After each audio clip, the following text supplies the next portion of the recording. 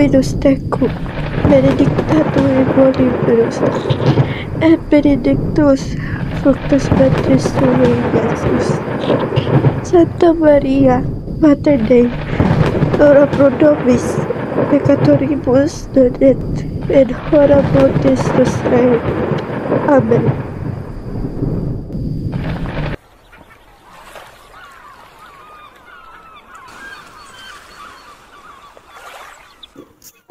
Buenos días a todos ustedes, Doña Victorina.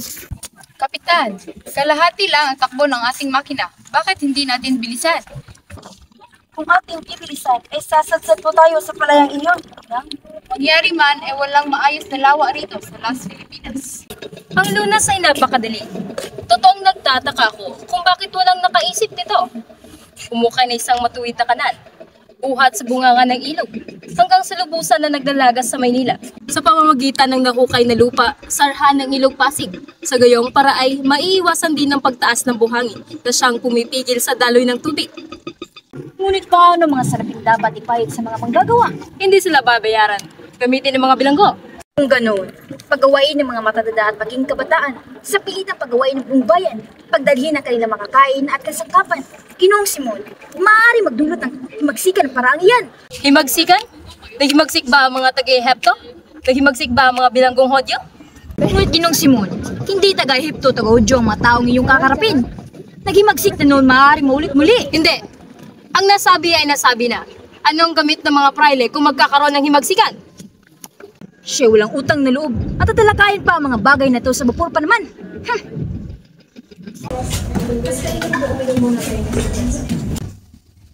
Oh, Basilio. Kamusta na ang kalagayan ni Kapitan Tiago? Kapitan, si Kapitan Tiago ay parehas pa rin ang dati. Ayaw pa rin niyang magpagamot sa kahit kanino. Gusto niya mapag-isa upang maging malaya sa pagigit ng apyan at dahil na rin sa sulsol ni Padre Irene. Ang apyan ay isang salot. Matagal nang kinikilalang drogang yan. Ngunit walang nagmamalabis sa pagitihit, maliban na lamang sa mga inchik. Sangayon ako sa iyo, Kapitan. Marahil nga ay mayroon na talagang opyo noon. Hindi nga lang napapansin sa kadahilan ng ang karamihan ay abala sa pag-aaral. May iba ako. Kamusta na yung tinatag niyong Akademya ng Wikang Kastila? Sa palagay ko, hindi niyo yung may sasagawa. Natitiyak ko yun. Nagkakamali po kayo. May sasagawa po yun. Sa katunayan, hinihintay na lang po namin ang pahintulot na pinangako sa amin ni Padre Irene. At saan naman kayo kukuha ng salapi? Makikipagkita nga po si Padre Sibilia sa Kapitan General na nasa Los Baños, kaya po siya narito sa barko ngayon. Handa na po ang lahat. May mga guro na po at handa na rin pumasok ang mga mag-aaral. Mabuti naman kung ganon. Sana'y magtagumpay kayo sa inyong plano. Paano at maunan ako? Kinakailangan ko na pumunta sa itaas. May iwan ko na kayo. Sige po, Kapitan.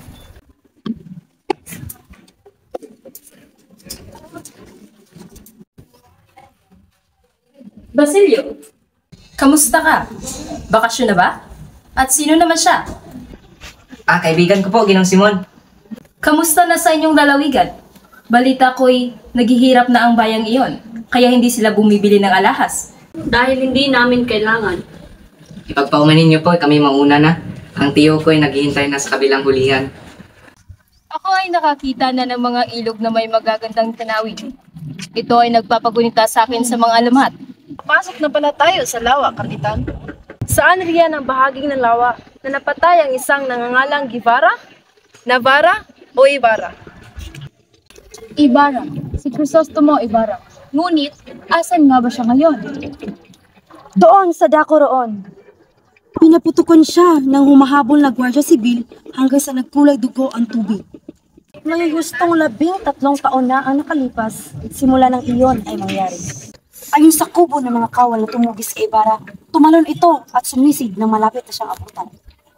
Kung gayon, saan ang kanyang bangkay? Sumama na siya sa bangkay ng kanyang ama. Hindi ba't isa din siyang filibustero? Iyan ang napakamurang libing. Hindi ba, Padre Camora? Sadyang hindi magkakaroon ng marangal na libingan niyan. Mga filibusterong katulad nila.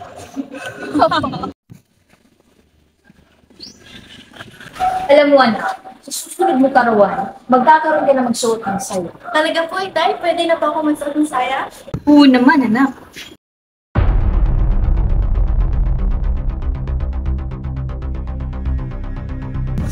Pilis Bolo! Butit nandito ka! hapon, Padre. Ano mapaglilingkod ko sa inyo? Kailangan mo magbayad ng buwis, 200 piso.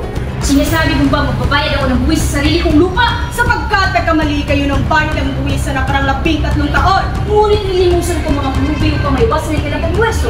At ngayon ayaw ko magbayad. Abay, mapipilit ba nila ako? Ito ay naiiba dahil sa iyong pagkakabaya. Ibig sabihin nito ay wala kang karapatan sa iyong lupa. Dati maliit lang ang halaga yan. Ngayon ay 2 piso na. Abay, napakalaki naman. Akin itong lupa! Hindi! Sa korporasyon ito! Lalaban ako! Itay! Itay! Huliin ang lalaking niyan at gawin yung kawal! Huwag mo! Huwag mo!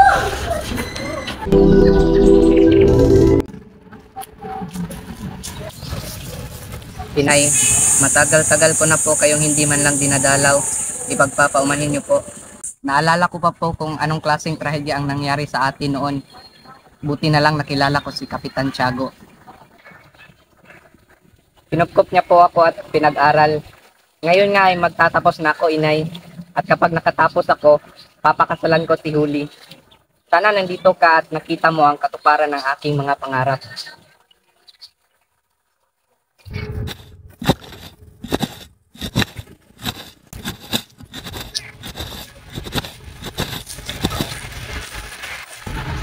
May tutulong po ba ako sa inyo, Ginoong Simon? Anong ginagawa mo sa gubat na ito?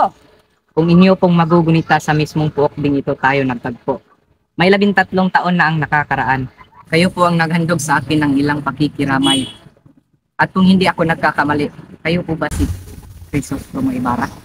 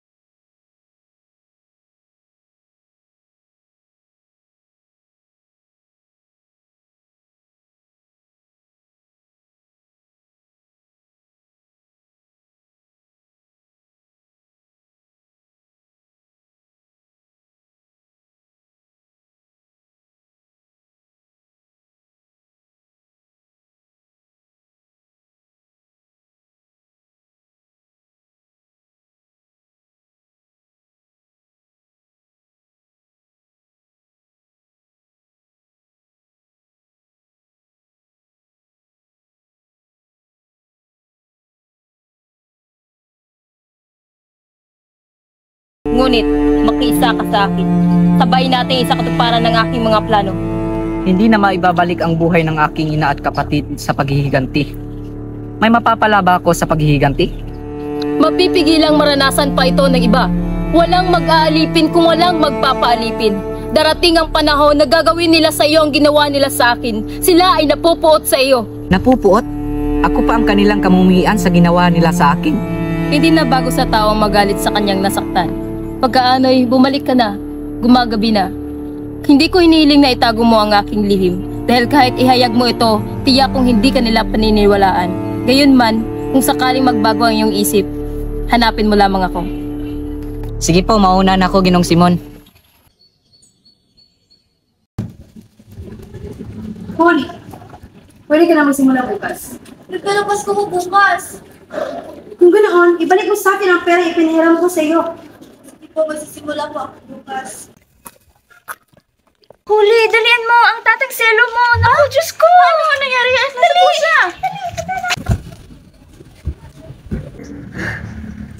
Tatang selo, ano po ang problema? Bakit kayo umiyak? Hindi ko na makayanan ng aking pinagdadaanan. Huwag po kayong mag-alala. Bukas na bukas po ay maninilbihan ang kapag-irma ng pensyon. Bababayaran po natin ang ating utang at malalagpasan po natin ang lahat. Huwag ninyong pahintulutan iyan, Kapitan General. Ang namumuno sa kanila ay mga binatang radikal ng pananalig at isa sa mga ito ang estudyante ni Padre Fernandez. Si Sigani ay mabuting estudyante. tingin ko ay dapat pabigyan ng mga estudyante. Ano sa tingin mo, Simon? Alalahanin niyo po, General, na ang wika ay isang napakamakapangyarihang sandata. Pobres estudyantes. Ano, Quiroga? Kamusta? Senyor Simon, mahirap. Mahirap aking negosyo. Anong mahirap? Iniligtas kita sa maraming opisyal na nanghihingi sa'yo ng pera. Pinautang ko sila upang hindi ka na mabala. Pero Senyor Simon, marami rin ang may utang sa akin na hindi ko masingil. Wala rin silang ibinibigay na resibo para aking masingil. Kung gayoy ilapit mo sila sa akin. Quiroga, mailan nga pala akong ipapapasok sa iyong sakon ng baril at itago mo ito sa kamalig. Mahirap at mangalip iyon, Senyor Simon. Huwag kang mag-alala at ako na ang bahala. Nauunawaan mo ba, Quiroga? O siya, ikaw na bahala dyan ha, basta hindi ako sasabit dyan. Nahuli na naman si Carlo sa asawa niyo. Akin ang lupa ito!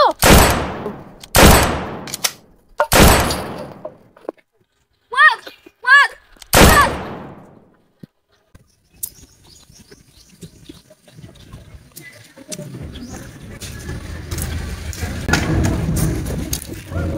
Wala na talagang modo ang mga kabataan ngayon. Kumanhin, Ginoo. Hindi ba't ikaw ang dahilan kung bakit nabi ko ang plano namin magtatag ng Akademya ng Wika Kastila? Ako nga, kaya dapat niyo akong pasalamatan. Anong pasalamatan? Balak niyo bang dagdagan ng 40 wika sa ating bansa? Lalo tayo hindi magkakaintindihan yan. Ngunit, Ginoo, sa paglaganap ng Wika Kastila, tayo ay mas mapapalapit sa pamalaan at mas lalo tayo magkakaintindihan. Dahil sa ginawa mo, mas lalong hindi mauunlad ang Pilipinas na 100 taon. Isang malaking kamalian.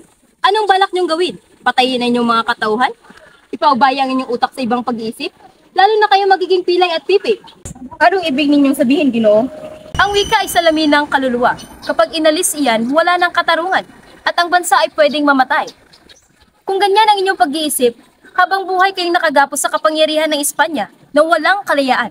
Iyan ang iyong paniniwala. Ngunit sa pamamagitan ng pagsasawalang buhay, hindi nyo kami mapipigilan.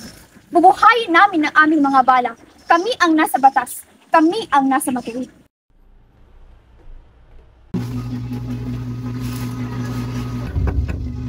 O, Ginong Simon, naparito ka. Tuloy ka po. Anong sadya mo, Ginong Simon?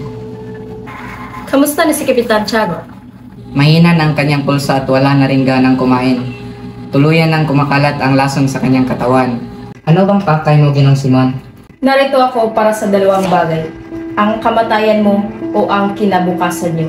Sa panig ng umaapi o sa panig ng inyong bayan. Sa panig ng umaapi o sa panig ng inaapi? Iyon ang hindi ko alam. Magpasya ka.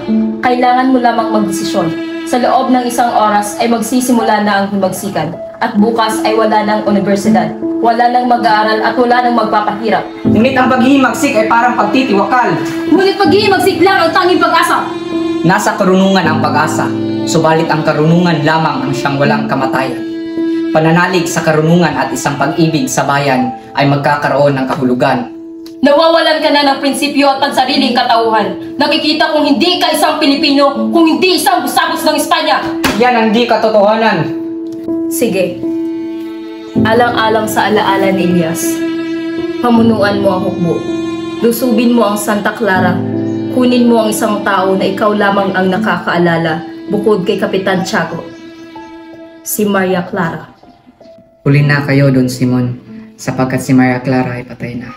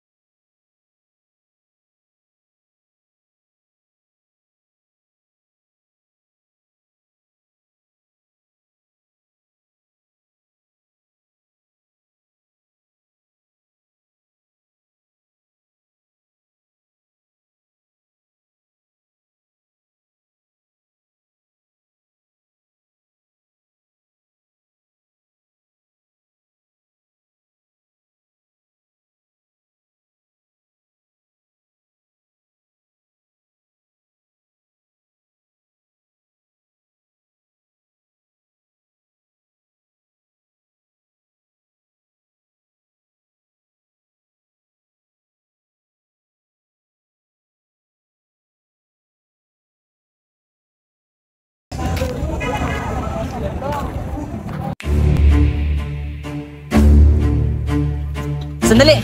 Ba't niyo ako hinuli? Wala naman akong kasalanan. Hinuhuli ka namin dahil ikaw isang pilibustero. Ikaw isa sa mga estudyante na nagpasimula ng kaguluhan, na nagpaskil ng mga papel na may lamang paghihimagsik, babala, at pagtuligsa laban sa mga praile. Ano? Walang katotohanan iyan. Wala akong ginagawang masama. Aray!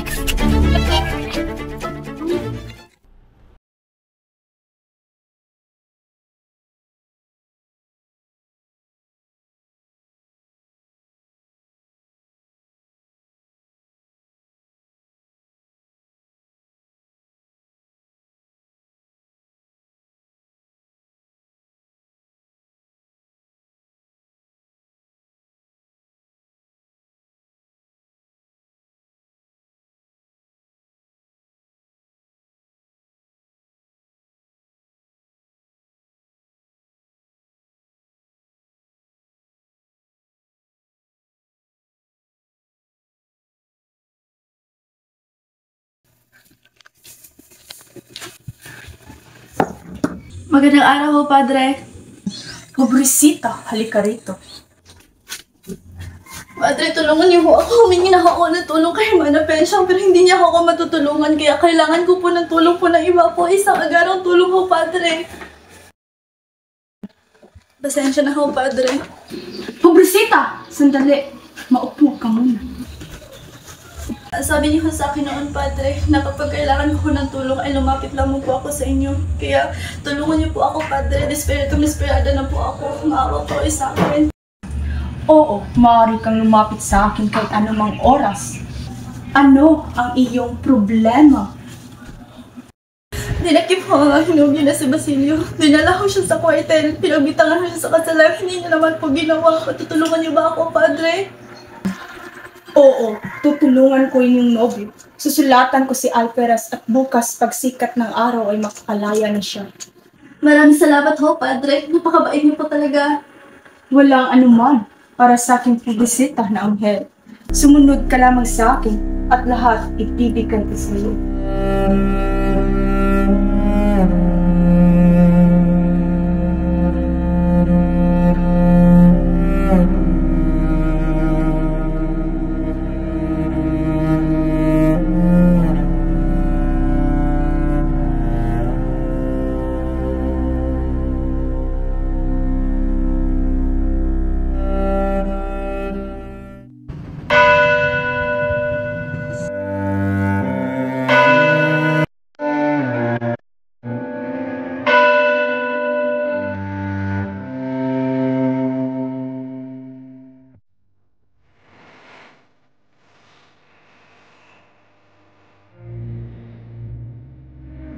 Paano mo nagawa sa akin to, Paulita? Ginoong Simon, mabuti na lamang at nakarating kayo. Halika't samahan niyo kami sa pagkainan. Salamat sa inyong mainit na pagtanggap, Doña Victorina. Ngunit ako ay hindi na magtatagal pa. Ano? Hindi ako makakapayag na makalis ka agad. Halika't samahan mo kami.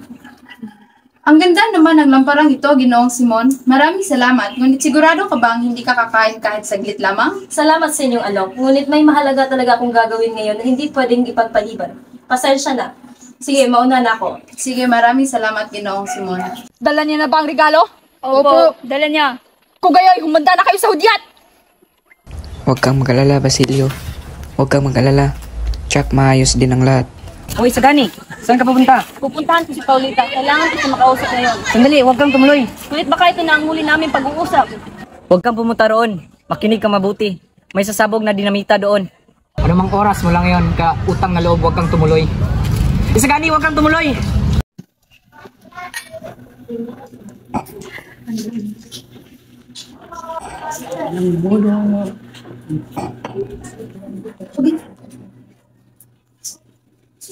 Ang ganda ng lampara na ibinigay ni Ginoong Simon. Ay, sandali! Namatay ang lampara. Huwag kang mag-alala. Madali lamang yan ayusin.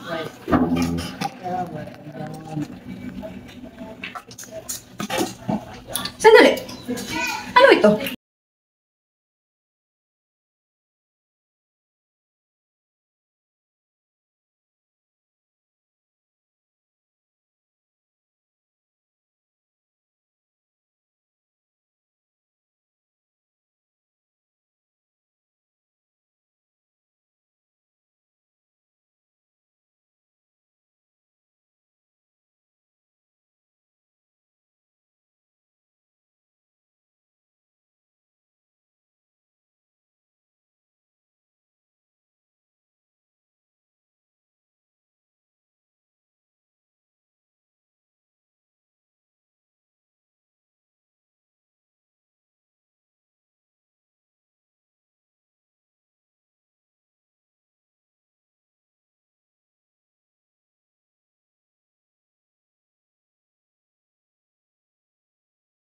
Hanapin at tuloy na Simon na yan!